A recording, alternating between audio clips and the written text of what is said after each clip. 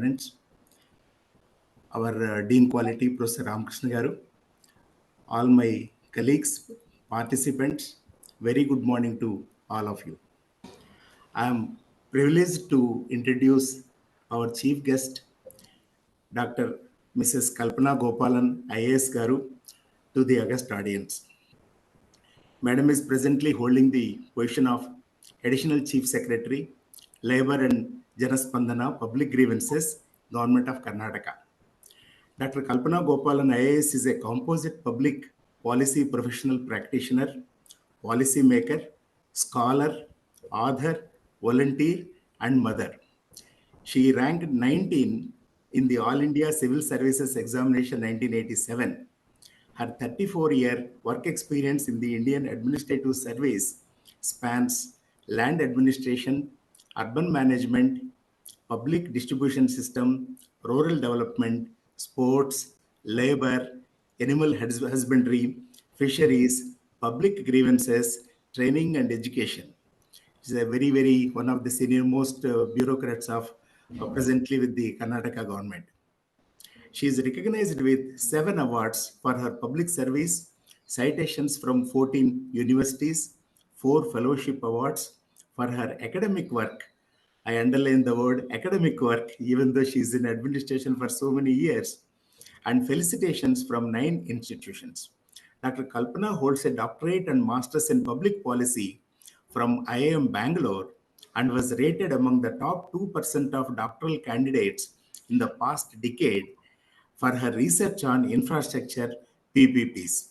A gold medalist and university topper in her undergraduate and master's, she was a visiting fellow at McGill and Concordia Universities in Canada, and also EU Fellow, European Union Fellow, Salerno University, and a Maxwell Scholar. And lastly, Syracuse University in Greece. She got trained in Harvard and Chicago universities. She presented papers in national and international forum. So far, has published 4 books and many journal articles and book chapters.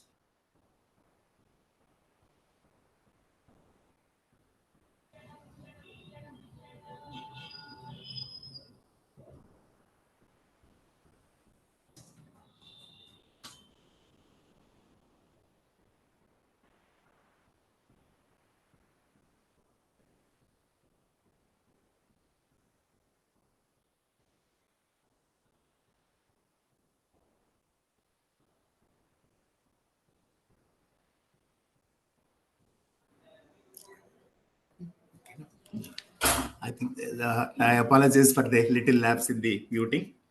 I'll just read the last sentence once again. Dr. Kalpana associates as visiting faculty, fellow, governing body member in National Institute of Urban Affairs, ISEC, IISc Bangalore, IIM Bangalore, Kristu Jayanti Law College, Acharya Business School, and Kuvempu Rural University, Karnataka. She is advisor to Bangalore City Corporation, Grant Thornton, AMS School of Business, Mahatma Gandhi Kashi Vidyapith, and Presidency University. She volunteers as advisor, Akshaya Patra Foundation and Youth on the Move, Asia Entrepreneurship, GRAM, Bangalore Women Forum, and Center for Health and Development, and her initiative and World Congress on Women. Madam, good morning, and thank you very much for accepting our invitation. A person of your stature and responsibilities, accepting our invitation and to be the chief guest and deliver an address for the benefit of our participants. We are very fortunate, madam. We are very fortunate to have you as chief guest for the 2-day international conference. We thank you for taking time from your busy schedule to address our participants. Over to you, madam. Thank you very much. Thank you so much for that very kind introduction. Can you all hear me? Yes. Yes, madam. Yeah. Good morning to all distinguished participants, and thank you all for being here and for having me here. I congratulate KL University for organizing this very relevant and topical conference on higher education.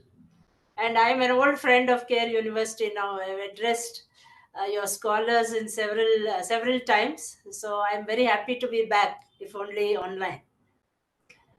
It goes without saying that any discussion on higher education in India today has to happen in the backdrop of the new education policy.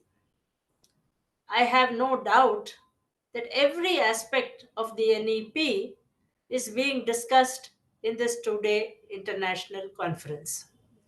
I will today focus on the leadership and governance aspects of higher education and the implications of the NEP thereon. There are two aspects to the governance of any institution: external regulation and internal governance. And the NEP addresses both of them.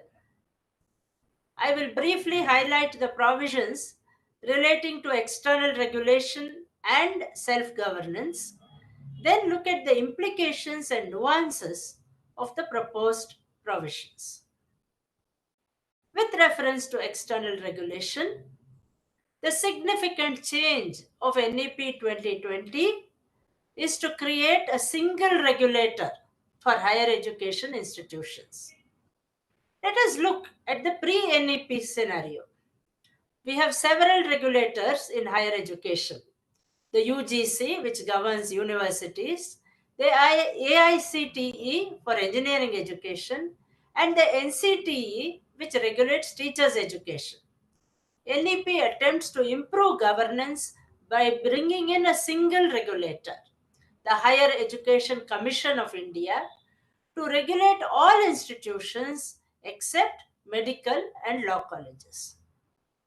The HECI is envisaged as a single overarching umbrella body for entire higher education, excluding medical and legal education.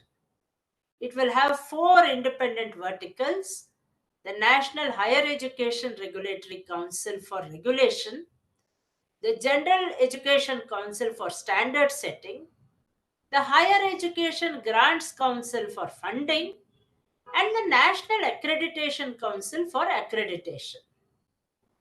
Let us look at the details of the four verticals.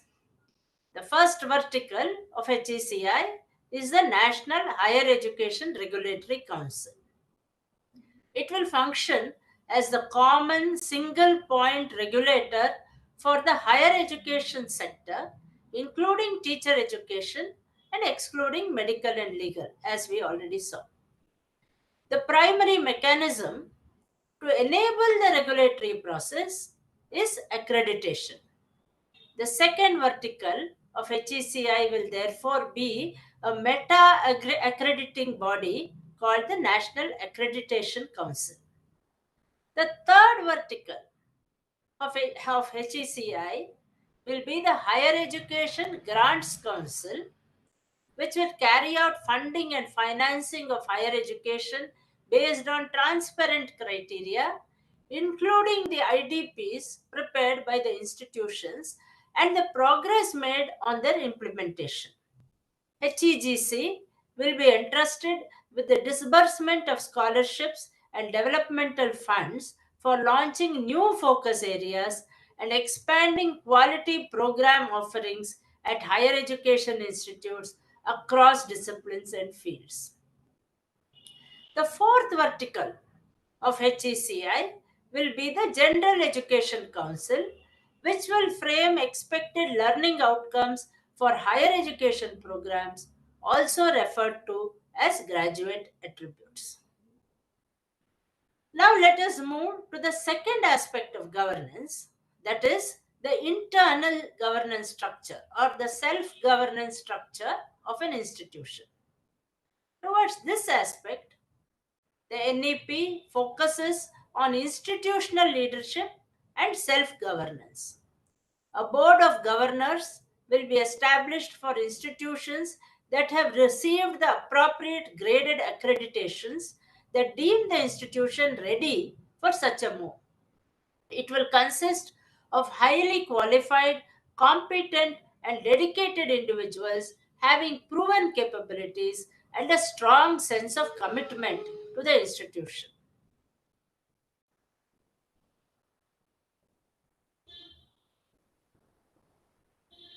Let us now look in greater detail at the implications and nuances of the regulatory architecture proposed. What is the objective of this approach? The stated objective in setting up a single regulator is to avoid inter-organizational conflicts inherent in a multiplicity of organizations. The NEP observes that the multiplicity of regulatory bodies creates conflicts of interest among these bodies and a resulting lack of accountability. In the new regime, the distinct functions of regulation, accreditation, funding, and academic standard setting will thus be performed by distinct, independent, and empowered bodies. This is considered essential to create checks and balances in the system, minimize conflicts of interest, and eliminate concentration of power. Thus, this architecture removes the duplication and disjunction of regulatory efforts by the multiple regulatory agencies that exist in the pre-NEP era. Therefore, the NEP signals a change in the approach towards regulation, one of simplification and rationalization. In fact, this is a fundamental principle stated at the very outset: a light but tight regulatory framework. The document speaks of transforming and overhauling regulation, criticizing the previous regime as being heavy handed and over regulated. It requires a relook and repealing of existing acts and restructuring of various existing regulatory bodies to enable this single point regulation. Its purpose is to ensure integrity, transparency, and resource efficiency of the educational system through audit and public disclosure, while encouraging innovation and out of the box ideas through autonomy, good governance, and empowerment. Certain implications of the NEP, which are not explicitly stated, are equally significant. The first is empowerment. This is true both of the HECI and the higher education institutions that it seeks to regulate. With reference to the HECI, to ensure that the four institutional structures carrying out these four essential functions work independently, yet at the same time in synergy towards common goals, these four structures are set up as four independent verticals within the umbrella institutions of the HECI. The empowerment extends to the HEIs, that is the higher education institutions, that the HECI seeks to regulate. Government will phase out the affiliation of colleges in 15 years, and a stage-wise mechanism will be established for granting graded autonomy to colleges. Over a period of time, every college is expected to develop into either an autonomous degree granting college or a constituent college of a university. Another aspect of autonomy is the stress on self-governance. Through a suitable system of graded accreditation and graded autonomy, and in a phased manner over a period of 15 years, all higher education institutions in India will aim to become independent, self-governing institutions pursuing innovation and excellence. The board of governors of an institution will be empowered to govern the institution free of any external interference, make all appointments, including that of head of the institution, and take all decisions regarding governance. There shall be overarching legislation that will supersede any contravening provisions of other earlier legislation and would provide for constitution, appointment, modalities of functioning, rules and regulations, and the roles and responsibilities of the BOG. New members of the board shall be identified by an expert committee appointed by the board, and the selection of new members shall be carried out by the BOG itself. It is envisaged that all HEIs will be incentivized, supported, and mentored during this process, the hand-holding which you were speaking about previously, and shall aim to become autonomous and have such an empowered BOG by 2035. Side by side with autonomy, there is also the accent on responsibility and accountability. Thus, the BOG shall be responsible and accountable to the stakeholders through transparent self-disclosures of all relevant records. It will be responsible for meeting all regulatory guidelines mandated by the HECI through the National Higher Education Regulatory Council. While being provided with adequate funding, legislative enablement, and autonomy in a phased manner, all HEIs in turn will display commitment to institutional excellence, engagement with their local communities, and the highest standards of financial probity and accountability. Another implication of a single regulator is uniformity of regulation, thus creating a level playing field. Public and private higher education institutions will be governed by the same set of norms for regulation, accreditation, and academic standards. This will also ensure that the state-backed university system will compete on equal terms with private and foreign universities. This brings me to the NEP's emphasis on quality, which is also the theme of your conference. The document repeatedly speaks of the quality imperative, reiterating the objectives of excellence, innovation, and merit.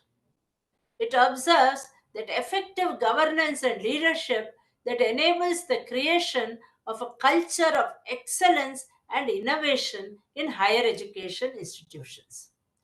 It also states that the common feature of all world-class institutions globally, including India, is strong self-governance and outstanding merit-based appointments of institutional leaders. The primary instrument to attain these goals is institutional leadership. Structurally, there are several provisions which enable this focus on excellence and merit. As we saw, acquiring the appropriate graded accreditations is a precondition of the creation of the Board of Governors of a higher education institution.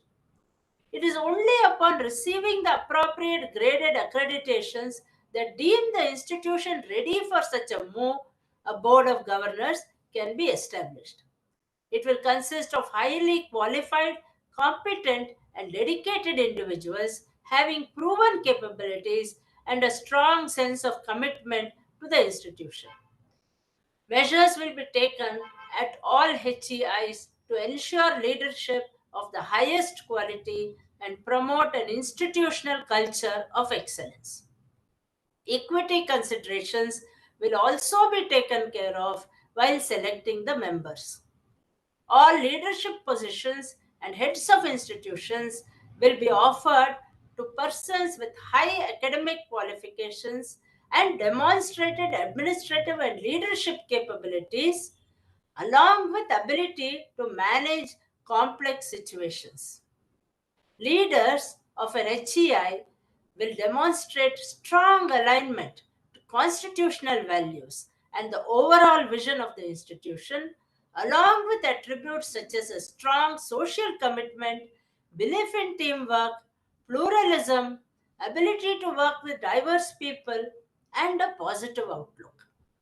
The selection shall be carried out by the Board of Governors through a rigorous, impartial, merit-based and competency-based process led by an eminent expert committee constituted by the Board of Governors. While stability of tenure is important to ensure the development of a suitable culture, at the same time, leadership succession will be planned with care to ensure that good practices that define an institution's processes do not end or halt due to a change in leadership. Leadership changes will come with sufficient overlaps and not remain vacant in order to ensure smooth transition and continuity. Outstanding leaders will be identified and developed early, working their way through a ladder of leadership positions. To ensure quality as well as an effective accountability mechanism, the policy appears to rely on the tool of the IDP. Each institution will make a strategic institutional development plan on the basis of which institutions will develop initiatives, assess their own progress, and reach the goals set therein, which could then become the basis for further public funding. The institutional development plan shall be prepared with the joint participation of board members, institutional leaders, faculty, students, and staff. Another tool proposed for effective regulation is transparency and disclosure.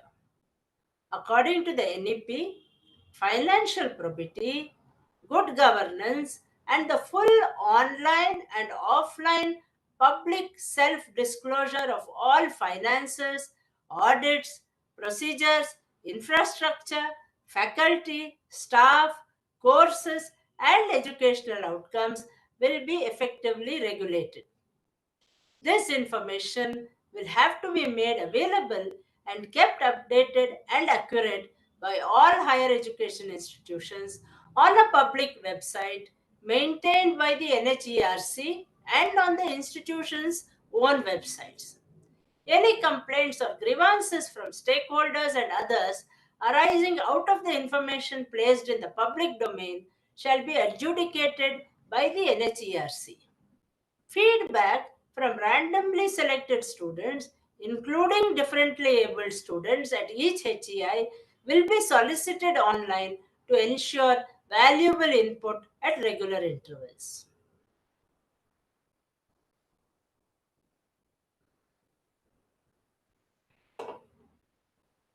In conclusion, we may say that the NEP is ambitious in its transformative ideals and its prioritization of excellence and merit.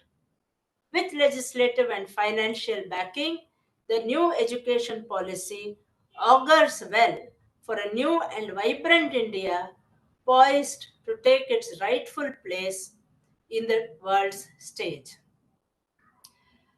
I now wish the two-day conference all success and hope that there is a detailed deliberation on the implications of the NEP on the new education system of higher education as a whole. Thank you all very much. Good luck. Jai Hind.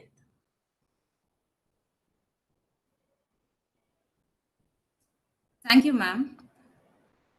It indeed a bit exaggeration maybe that your speech has really evoked many thoughts among us, and what Dr. Narasimha Rao has read your profile, you are worth more than that. And as we have left with the Women's Day, I wish you once again a happy Women's Day. And you have really empowered many women as a symbol of your fraternity. Thank you so much, ma'am.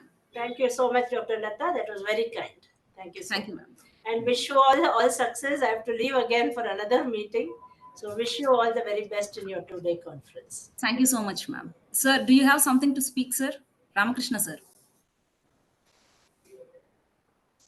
It's a wonderful speech, madam, and you have thrown a light on how to implement and how to sustain the quality along with implementation of national education policy.